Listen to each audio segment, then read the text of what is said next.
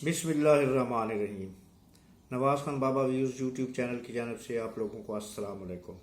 हमें उम्मीद है कि आप लोग बखैर वाफ़ियत होंगे और खुश खुरम भी होंगे। हमारी दुआ है कि अल्लाह पाक आपकी खुशी में हमेशा खैर और बरकत डाले और उनमें मज़ीद इजाफ़ा फरमाए और आप हमेशा खुश खुरम ज़िंदगी गुजारते रहें, आमीन। वीडियो में आगे बढ़ने से पहले हमेशा की तरह हमारी आपसे इल्तिमास है कि आप हमारे चैनल को सब्सक्राइब करें, बेल आइकन के बटन को दबाना ना भूलें ताकि हमारी आने वाली वीडियोस का नोटिफिकेशन आपको बर वक्त मिलता रहे और आप उससे मुस्तफ़ीद होते रहें। और साथ ही साथ एक और इल्तिजा है कि आप कमेंट बॉक्स में जाकर अपने कमेंट्स भेजना नहीं भूलिएगा। आपके कमेंट्स का हमें इंतज़ार रहता है और हमारी कोशिश होती है कि फर्दर सबके कमेंट्स का जवाब दिया जाए। शुक्रिया।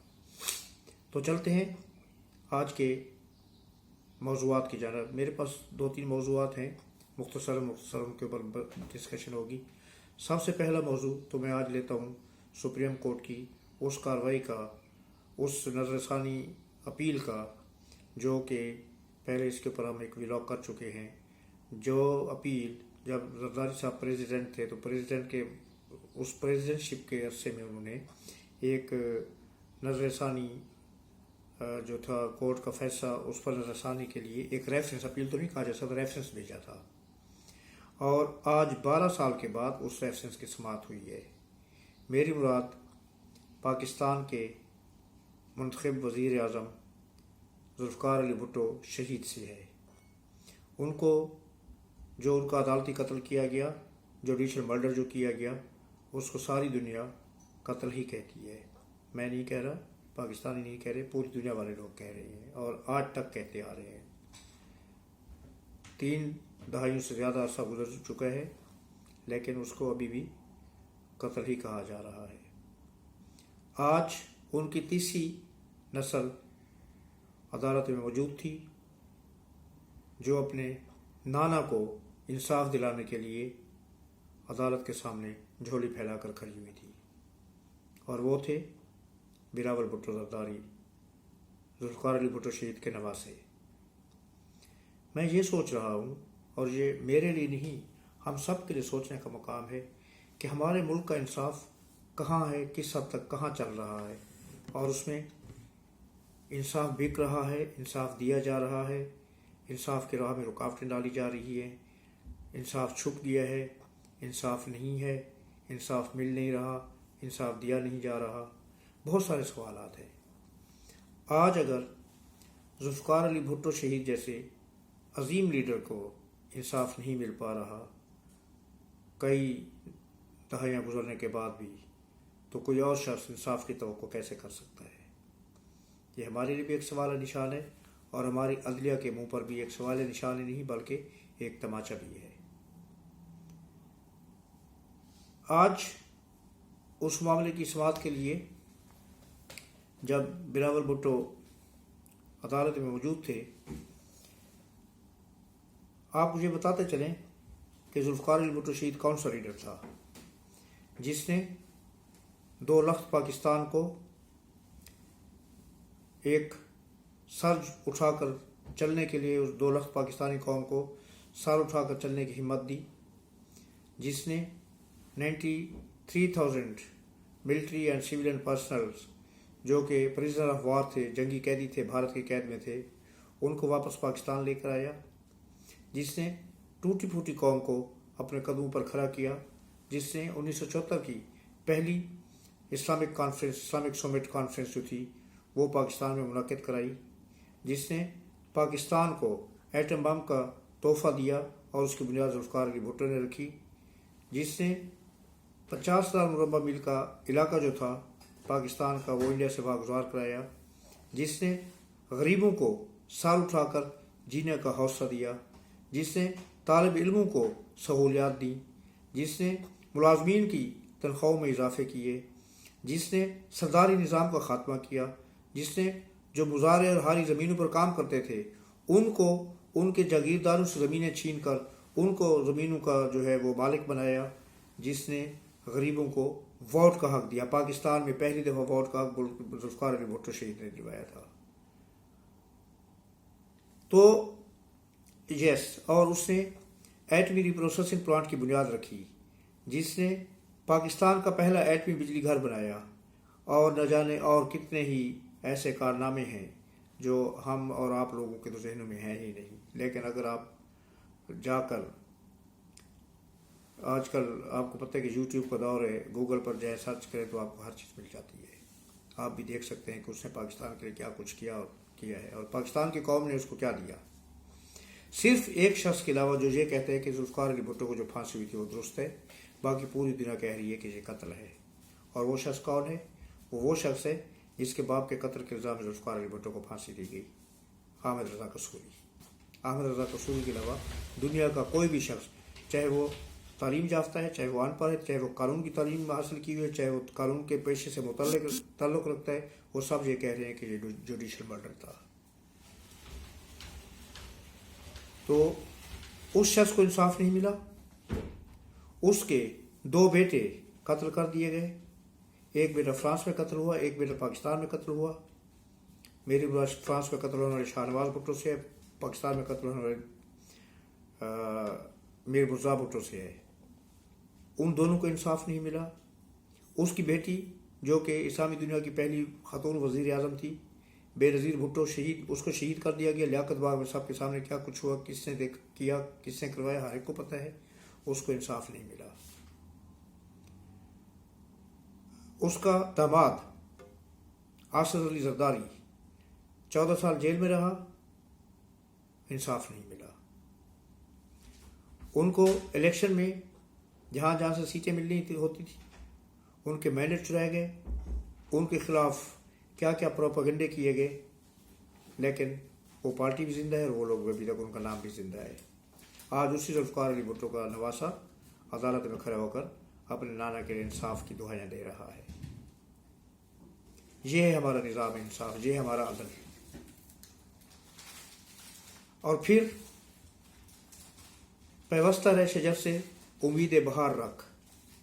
مجھے بلاول کی شکل میں آج بہار کی امید کی ایک نوید دکھائی دی. وہ واقعہ میں بیان کرتا ہوں.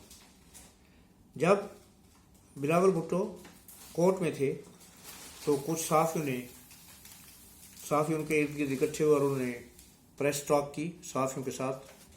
اور آپ کو یہ بھی بتاتے چلیں کہ پیپلز پارٹی ایک وہ جماعت ہے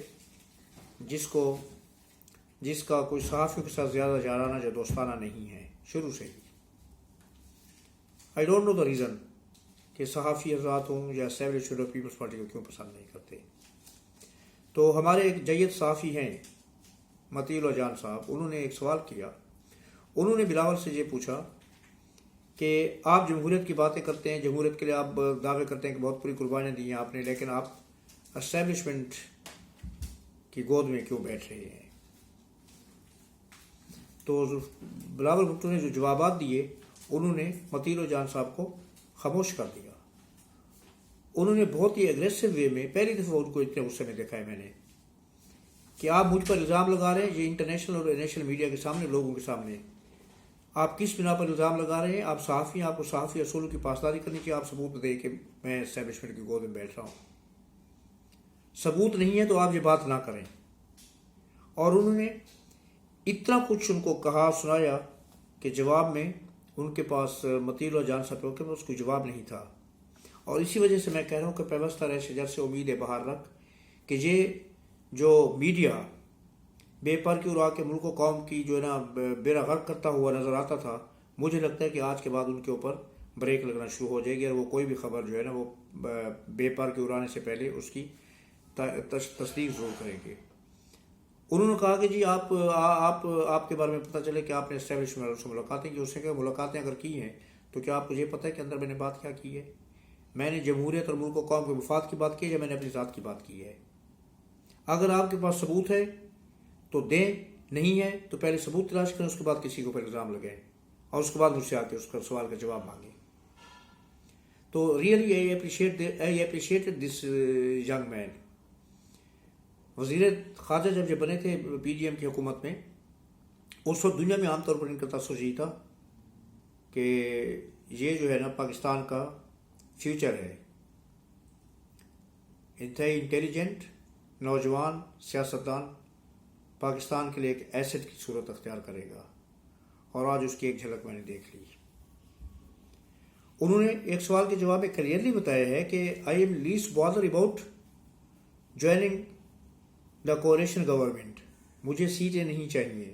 ان سے کہا گیا کہ آپ کے تو کارکن کہتے ہیں آپ سنا کہ آپ وزیر اعظم بننا چاہتے ہیں. اس نے کہا کہ ہاں مجھے وزیر اعظم کی آفر ہوئی ہے 2 سال کے لیے، لیکن میں وزیر اعظم نہیں بننا چاہتا. میں وزیر اعظم اس وقت بنوں گا جب یہ عوام مجھے منتخب کرے گی. تو پھر اسی صحافی نے کہا کہ ایک اور صحافی نے سوال کیا کہ جناب آپ کی مہم جو تھی وہ اس کے خلاف تھی، مسلم لیگ کے خلاف آپ نے بہت باتیں کی تھیں اور اب آپ مسلم لیگ کو جو ہے نا کندھا دے رہے ہیں. تو ان کا جواب بہت ہی دانشمندانہ تھا. Really I was surprise to see his intelligence اور ان کی حاضر دماغی دیکھ کے. وہ کہتے ہیں کہ جی میں نے کہا تھا اور میں اپنے موقف پر قائم ہوں، لیکن یہ عوام بھی عقل رکھتی ہے، عوام بھی شعور رکھتی ہے. یہ عوام کی عقل اور شعور ہے کہ انہوں نے کسی ایک پارٹی کو مینڈیٹ نہیں دیا، چاہے وہ پیپلز پارٹی ہے، چاہے وہ مسلم لیگ نون ہے، چاہے وہ پی ٹی آئی ہے. کسی کو اتنی سیٹیں نہیں دی کہ وہ کوئی اکیلا حکومت بنا سکے. تو اس کا مطلب ہے کہ عوام یہ چاہتی ہے کہ سب پارٹیاں مل جل کر کام کریں اور مل جل کر حکومت بنائیں، اور یہ مصیبت کا جو وقت آیا ہوا ہے ملک کے اوپر اس کو مل جل کر اس کو دور کریں. تو جب پھر عوام یہ چاہتی ہے کہ لوگ مل جل کے حکومت بنائیں تو ہم ان کی مدد کیوں نہ کریں، لیکن میں حکومت میں شامل نہیں ہوں گا، میں وزارتیں نہیں لوں گا. ہاں ان کو ہم حکومت بنانے میں مدد ضرور کریں گے، ان کو ووٹ دیں گے تاکہ ایک مضبوط مستحکم حکومت ایک مضبوط اور مستحکم پاکستان کے لیے بن سکے. پھر اس کے بعد میں آتا ہوں عمران صاحب کے پی ٹی آئی کی جانب. پہلے انہوں نے ایم ڈبلیو ایم کے ساتھ الحاق کیا، جس کے بارے میں نے پہلا ویلاگ میں نے ہی کیا تھا غالباً، اور اس کے بعد انہوں نے وہ الحاق ختم کر دیا، میری بات سن کے نہیں، کیونکہ ان کو حالات کا ادراک ہو گیا ہوگا. اس کے بعد انہوں نے اب سنی اتحاد سے الحاق کیا. کل پرسوں سے یہ خبریں آ رہی تھیں، اس میں بھی انہوں نے اپنے آپ کو ڈبو دیا. وہ اسے ڈبو دیا کہ ان کے 50 اراکین نے وہ حلف نامے ایفیڈیوٹ جو ہوتے ہیں وہ جمع کرا دیے ہیں کہ ہم سنی اتحاد میں شریک ہو رہے ہیں، سنی اتحاد میں شامل ہو رہے ہیں آزاد امیدوار کی حیثیت ختم کر کے. یعنی کہ انہوں نے پارٹی اپنی ضم کر دی، سنی اتحاد میں پی ٹی آئی ختم ہو گئی. لیکن جس کام کے لیے انہوں نے اپنی پارٹی ضم کی، جو کام وہ ایم ڈبلیو ایم میں نہیں کر سکے تھے نہ ہونے کی وجہ سے انہوں نے ان سے الحاق ختم کیا، وہ کام جہاں پر بھی ہوتا ہوا نظر نہیں آ رہا. بی بی سی نے رپورٹ دی ہے، کسی عام آدمی نے نہیں دی، بی بی سی نے رپورٹ دی اور کنفرم رپورٹ دی. انہوں نے کہا کہ جناب سنی اتحاد نے بھی جو ریزرو سیٹ ہوتی ہیں، خواتین کی سیٹ ہوتی ہیں، ان کی لسٹ نہیں دی الیکشن کمیشن کو. تو اٹ مینس کہ وہاں پر بھی جو ان کو یہ تھا کہ سنی اتحاد نے لسٹ دی ہوئی ہوگی، یا انہوں نے پہلے اپنا کوئی لیٹر وغیرہ دیا ہوگا، تو ہم جو ہی جائیں گے تو اس سیٹوں کی مناسبت سے اس کے تناسب سے جو بھی 25% کوٹا ہوتا ہے وہ ہمیں خواتین کی سیٹیں مل جائیں گی، ریزرو سیٹس مل جائیں گی. ہماری سیٹیں قریباً اس لیول کے قریب پہنچ جائیں گی جہاں پر حکومت بنائی جا سکتی ہے. تو وہ بھی ان کا خواب چکنا چور ہو گیا ہے. اب اکاؤنٹس ان کے قبضے میں چلے جائیں گے، سنی اتحاد کے قبضے میں چلے جائیں گے، ان کے جتنے بھی ریسورسز ہیں پی ٹی آئی کو سنی اتحاد کے قبضے میں چلے جائیں گے. لیکن پی ٹی آئی کو کیا ملے گا؟ بابا جی کا سمجھدار ہیں آپ لوگ.